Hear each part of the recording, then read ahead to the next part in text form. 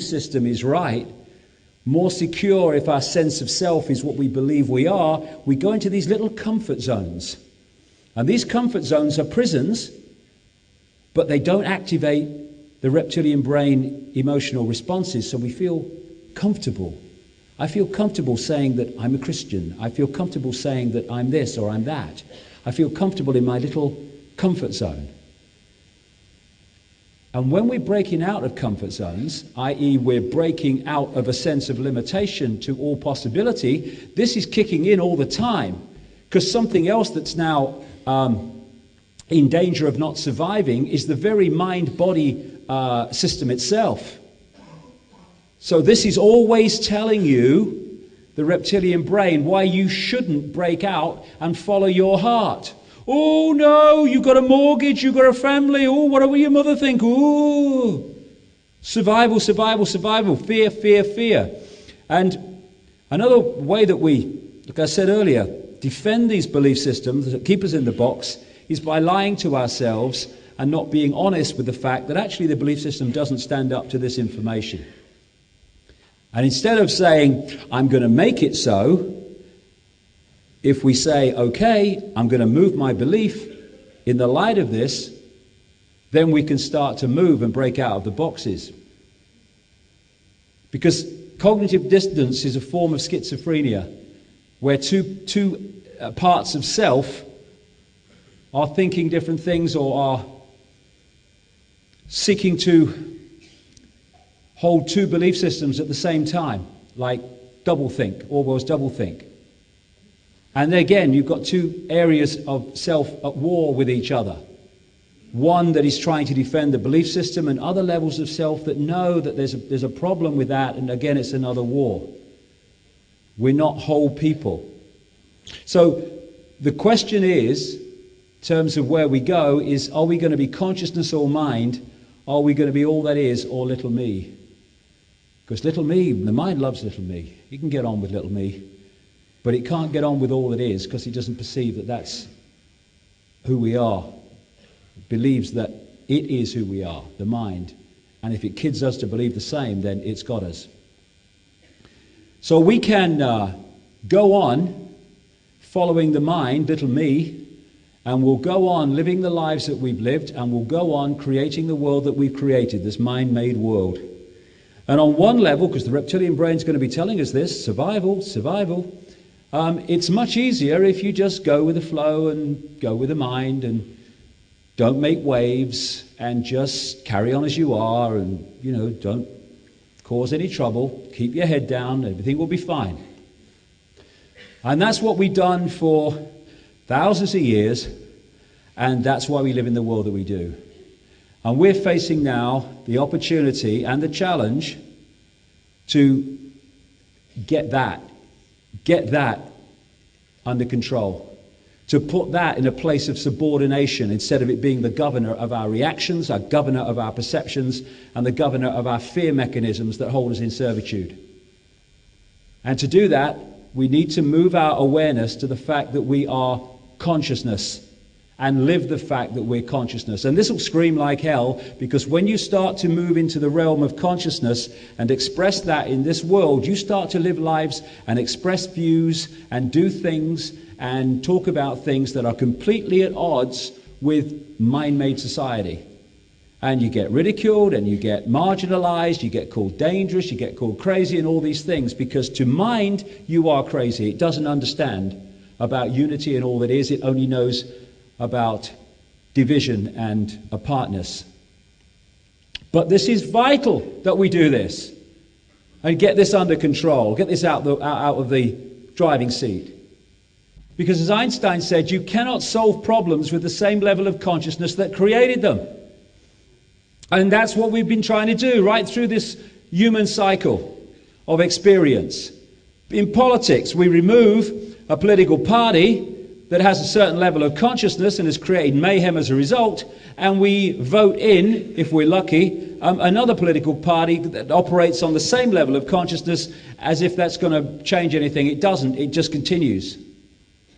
All these things that are happening in the world that we want to find solutions to, We're trying to find solutions to them at the same level of consciousness that created the problem. Impossible. Round and round, here we go again. We have to move to another level of consciousness, otherwise nothing can change, because our level of consciousness is expressed in the physical holographic world that we decode, and will always do so. Only when our level of consciousness expands and raises itself, is the holographic world that we therefore create from that level of awareness going to change from the one it is now. We have to change for the world to change. So Einstein said the definition of insanity is doing the same thing over and over again and expecting different results. That's what happens when consciousness never changes. It keeps doing the same thing because that's all it knows, because that's its program of reaction. Nothing changes. And we go round and round and round. And we need to break that cycle. Badly break that cycle as a collective and individual expression of all that is. It's no good saying we are consciousness, and it's a challenge for all of us, me included, but it's no good saying we are consciousness and having it as some kind of intellectual concept. Yes, I'm consciousness. Yes, I shall write it down in triplicate. And then live in the box. If we are consciousness, then we express ourselves as consciousness. We don't live in the box, because you can't be conscious and live in a box. And the idea is to create those vibrational boxes so that we don't become conscious, and the level of consciousness doesn't change, so nothing out here can change.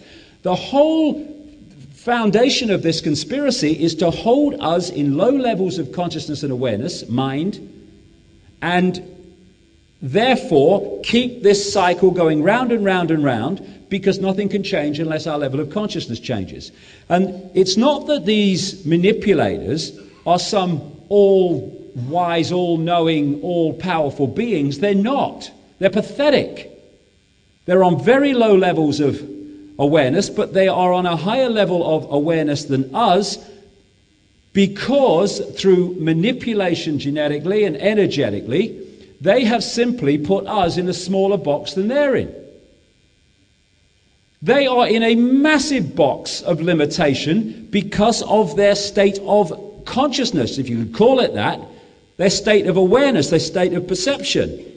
So to control from their box, they have to put humans in a smaller box than they're in, and then they've got control. And this is what has happened with the suppression of knowledge, the suppression of a real history, the suppression of scientific awareness, the suppression of all this stuff that would give us a fix on who we really are, and the immensity and genius and all powerful beings that we are in terms of our potential to create and to manifest what we want.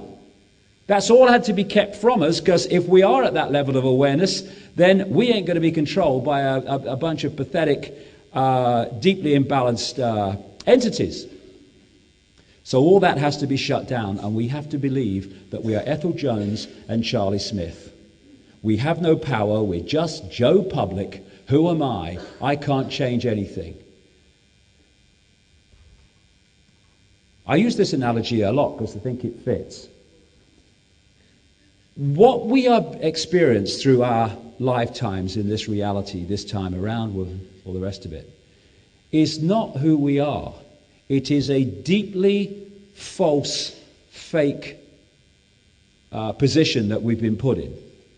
And I symbolize it as the ball. The natural state of the ball in a tank of water is to float on the top. That's its natural state. And left to its own devices, left to express its natural state, that ball will float on the top of the tank. If you want to put it in an unnatural state, you have to push it on the bottom of the tank.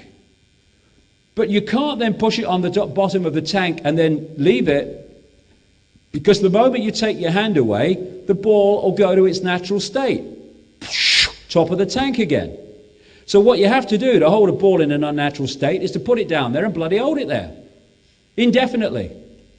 And that hand, symbolically, on the ball, is this explosion of manipulation, suppression, mental, emotional, electrochemical imbalance, and programming of the body computer that bombards us from craving